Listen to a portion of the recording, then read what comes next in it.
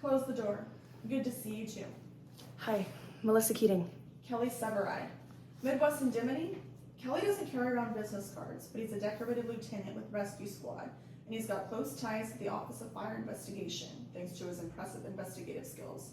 It's in the blood. His dad, Benny, was one of the best arson investigators around. Benny Severay? I think I've heard that name before. But the most important thing to know about Kelly is that he owes me a big favor. One of our clients, a property developer named Stephen Flores, started building condominiums in Logan Square.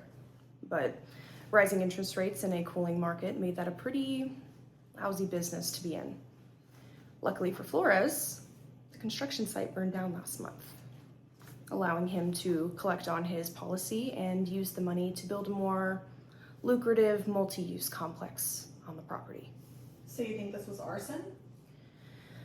Well, when I conducted my investigation of the scene, I found what appeared to be clear evidence of the use of an accelerant.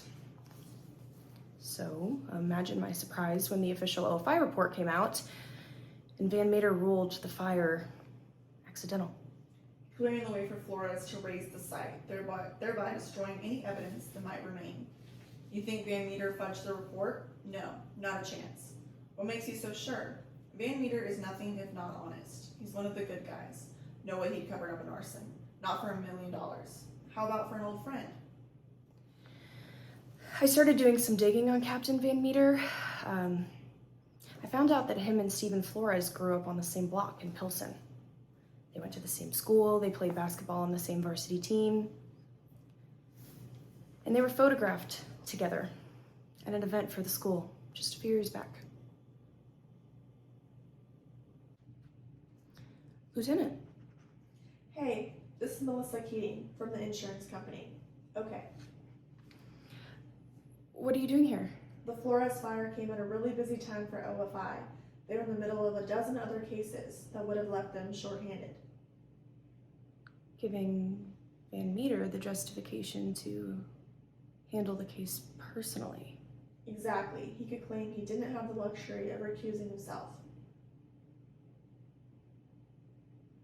So what about this alleged missing evidence? That's why we are here.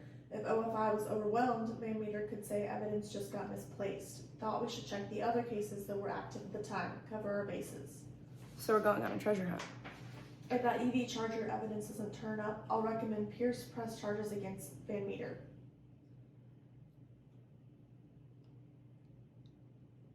Okay. I'm on board. Do what you gotta do.